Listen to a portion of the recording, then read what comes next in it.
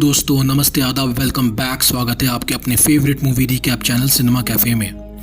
दोस्तों, ये सिनेमा एक सच्ची घटना पर आधारित है। एक 19 साल की लड़की जिसका ये मानना होता है कि उस पर 6 अलग अलग बुरी आत्माओं का वशीकरण है। उसके कैथोलिक चर्च के क्रिश्चियन पादरी द्वारा उस लड़की के ऊपर किए गए एग्जॉर्सिज्म या भूत भगाने की प्रक्रिया के कुछ दिन बाद ही उस लड़की की दर्दनाक मौत हो जाती है। पादरी पर हत्या का आरोप लगा दिया जाता है, जबकि एग्जॉर्सिज्म की प्रक्रिया को कैथोलिक चर्च, लड़की के माता पिता और खुद लड़की के अनुमति और सहमति के साथ ही किया गया होता है। आगे क्या होता है दोस्तों, आइए जानते हैं इस दिल दहला देने वाले सच्ची घटना पर आधारित इस कहानी में, जिसका नाम है the exorcism of Emily Rose. पहली सीन में हम देखते हैं कि एमिली रोज के घर एक स्टेट गवर्नमेंट द्वारा नियुक्त किया हुआ डॉक्टर आता है और घर के अंदर पहले मंजिल में स्थित एक कमरे के अंदर चला जाता है। उसी वक्त उस कमरे से बाहर फादर मूर को आते हुए दिखाया जाता है, जो रोज परिवार का निजी पादरी होता है।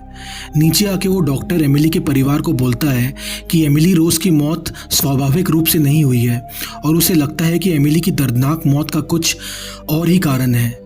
वहाँ पर मौजूद एक पुलिस इंस्पेक्टर फादर मूर को बोलता है कि उसे एमिली की हत्या के आरोप में गिरफ्तार किया जा रहा है। अगले सीन में हम लॉयर एरिन ब्रूनर से मिलते हैं, जिसे एक लॉ फर्म द्वारा स्टेट गवर्नमेंट के खिलाफ फादर रिचर्ड मूर के बचाव पक्ष के वकील की हैसियत से लड़ने के लिए नियुक्त किया जाता है। स्टेट गवर्नमेंट काफ़ी सलाह मशवरे के बाद फादर रिचर्ड मूर के खिलाफ अपनी तरफ से पब्लिक प्रोसिक्यूटर इथन थॉमस नामक वकील का चयन करती है।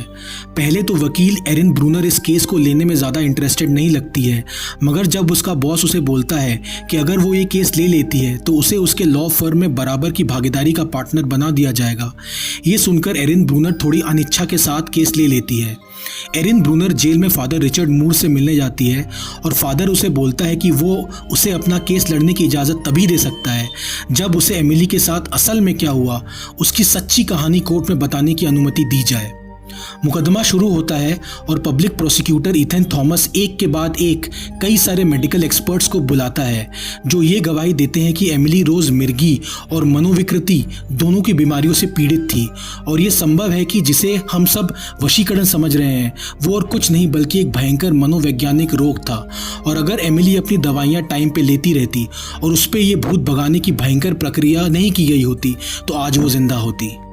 पब्लिक प्रोसिक्यूटर के दलील की काट में डिफेंस की वकील एरिन ब्रूनर ये दलील देती है कि एमिली रोज कुछ ऐसे अनजानी चीज़ से जूझ रही थी जिसे ना तो दवा ना ही कोई मनोविज्ञान समझ सकता है, और फादर मूर के साथ साथ एमिली के परिवार के लोगों को भी यही एहसास हुआ था और उन्होंने एक दूसरे तरीके से यानी एग्जॉर्सिज्म के द्वारा एमिली की मदद करने की कोशिश की थी।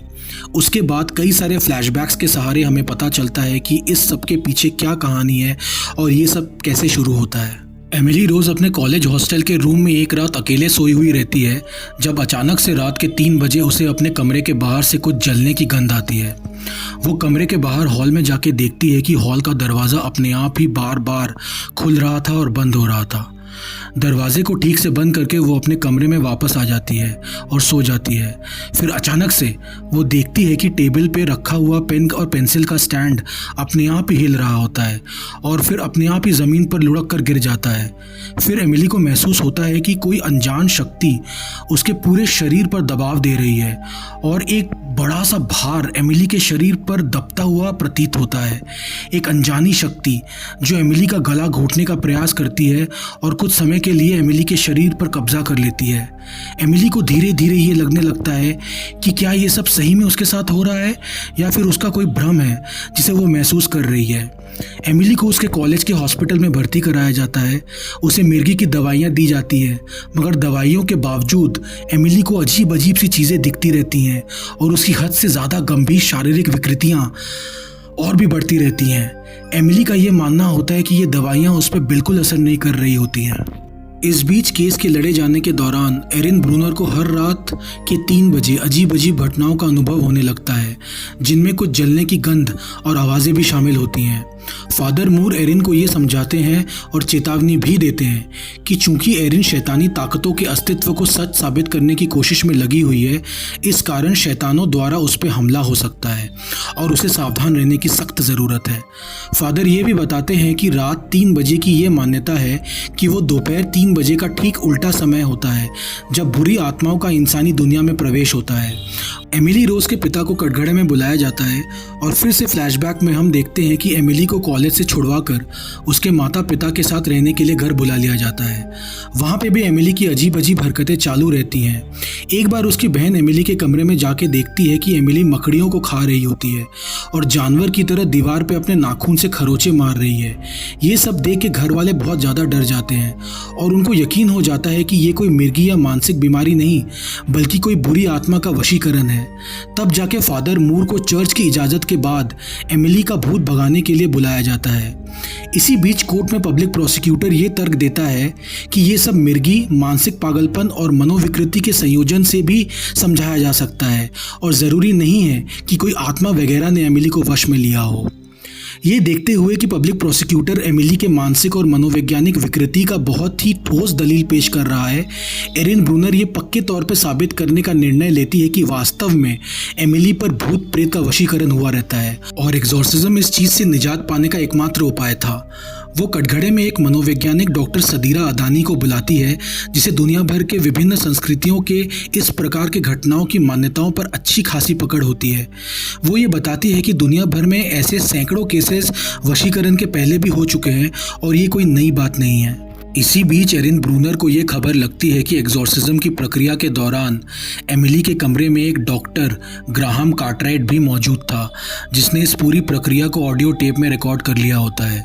फिर फादर रॉजर मूर को कटघरे में बुलाया जाता है जो टेप को भरी अदालत में चलाता है और कहानी फिर से उसी भयानक एग्जॉर्सिज्म वाले रात के फ्लैशबैक में चली जाती है।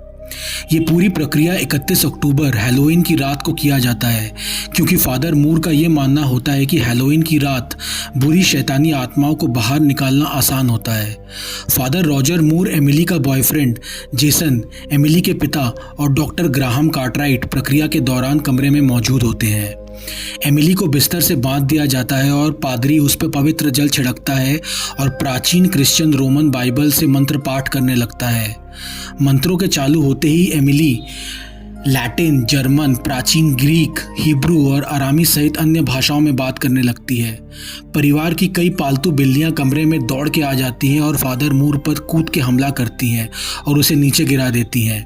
एमिली अपने बंधन तोड़ देती है और खिड़की से बाहर कूदकर कमरे के बाहर खलियान में भाग जाती है। वे उसका पीछा करते हैं। खलियान के अंदर उन्हें और भी अधिक अलौकिक घटनाओं का सामना करना पड़ता है जैसे कि हवा के अप्राकृतिक झोंके और राक्षसी चीखें और आवाज़ें। एमिली के अंदर का शैतान फादर मूर की बार बार मांग के बाद भी अपना नाम बताने से इनकार कर देता है, लेकिन अंत में वो बुरी आत्मा एमिली के अंदर प्रकट होती है और बोलती है कि एमिली के अंदर एक नहीं बल्कि 6 आत्माओं का वशीकरण है।